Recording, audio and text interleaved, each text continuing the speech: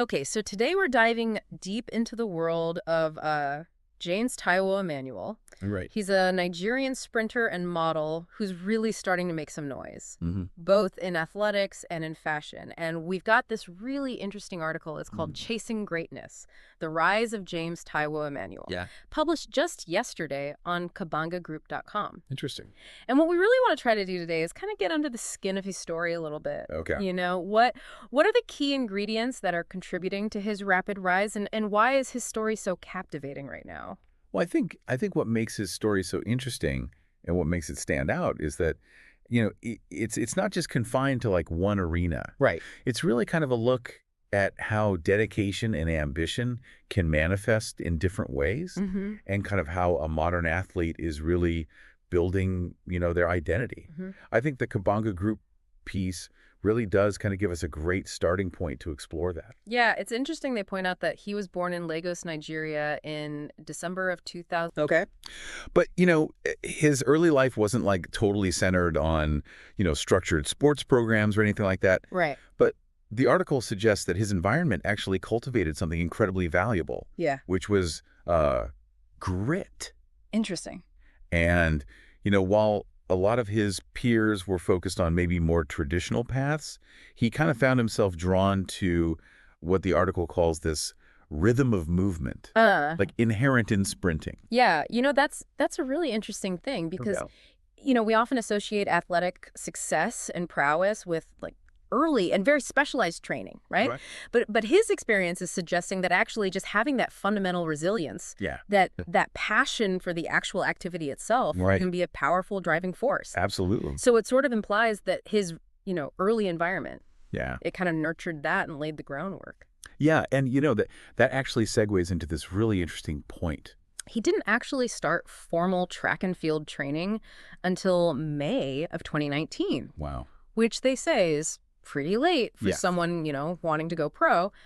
But he dove right in and started training with this remarkable hunger. Yeah. Right from the get-go. What do we make of that? Well, I think when you see someone start that late and then demonstrate that level of intensity right away, it speaks to a pretty powerful internal motivation. Yeah. Like they're not just participating. Yeah. Yeah, they're driven by something, inside. Yeah. And, starting that late, but having that dedication could point to a natural, like, untapped talent that, finally found an outlet. Yeah. And of course, then the COVID-19 pandemic hits. Oh, yeah. Which for a lot of athletes was a period of huge disruption. But they say in the article that for James, it was a period of reflection and resolve. Oh, wow. He got back on the track in October 2020, and they say that he was faster, smarter, hungrier. It was almost like, that forced pause allowed him to kind of reset and come back even more focused. Yeah, that's a great point. Yeah. For a lot of people, that period could have totally derailed their momentum. Yeah.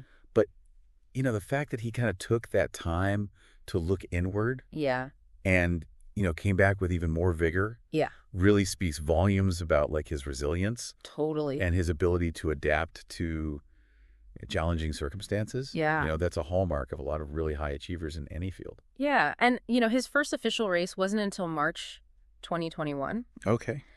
But when you look at his 200-meter sprint times, it's actually amazing how much he's improved. Right. He went from 23.14 seconds in May 2021 at a, local meet in Lagos to a personal best of 20.87 seconds. Wow. In May 2024 in South Africa. That's huge. I mean, that's almost, 2.5 seconds in just over 2 years. Yeah. They call that a signal in the article. What kind of a signal are we talking about?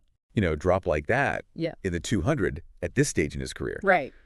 It often means a breakthrough in technique, power development, or a combination of the two. Yeah. And, this is the kind of improvement that makes coaches and scouts, really take notice. Yeah. Because it suggests a trajectory towards like elite performance. Totally. Not just, incremental progress. Right. He's not just training consistently. It seems like he's really responding to the training. Yeah, exactly. Yeah. Now, his 100-meter times are also starting to look really good. Okay. 10.73 seconds in 2023, and then a 10.31 in March of this year at a Grand Prix event in Johannesburg. Wow. And the article says these times are starting to attract, some attention from scouts and sponsors. Yeah. What makes these times significant in the world of sprinting? Well, they're not quite at the absolute top of global sprinting. Yeah. 10.31 in the 100 is very competitive. Right. Especially for someone who is, relatively early in their development. It puts him in a place where he could potentially get on the national team and enter, higher caliber meets. Yeah. The world record's obviously a lot faster. Yeah, right. But this time shows that, with some, maybe some specialized training, he could make some big breakthroughs. Yeah. And really, attract some serious attention. And one of the big things for him was his move to South Africa. Oh, yeah. The article really emphasizes that, this move was for better training, right, more competition, and, just greater opportunities. And they say that this move helped him integrate his athletic career with his passion for fashion as well. Interesting. How important do you think that geographical shift has been for him?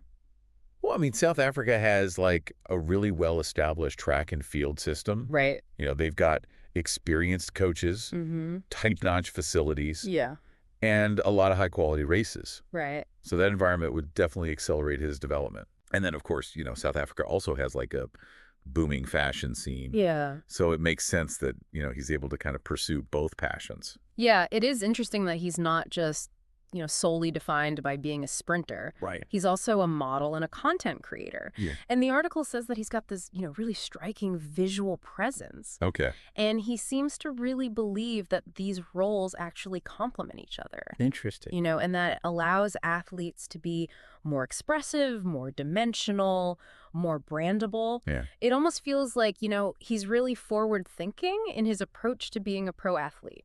Yeah, I think that's a great point. Yeah. That traditional view of an athlete, where they're just focused on their sport. Yeah. I think that's really changing. Yeah. And, James is leveraging this, broader understanding of branding.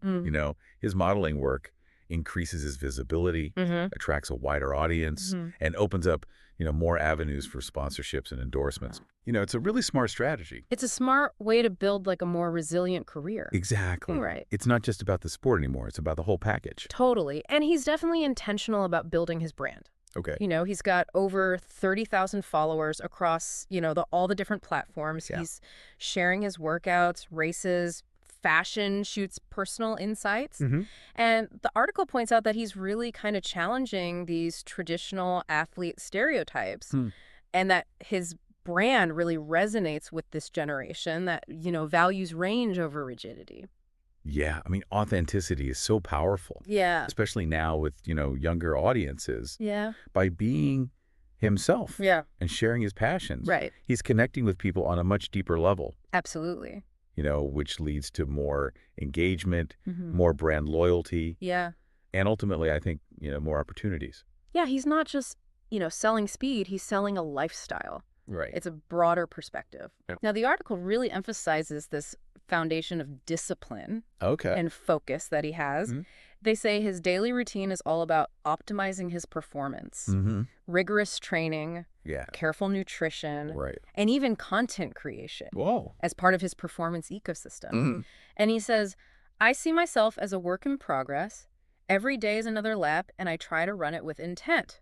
That's great. So it seems like he's really, genuinely striving for excellence. Yeah. Not just chasing likes or hype. That's so important. Yeah. Because that kind of focus on improvement. Yeah. That's key for, success in any field. Absolutely. Especially in sports. The lure of fame and the validation you can get on social media, that can be a real distraction. For sure.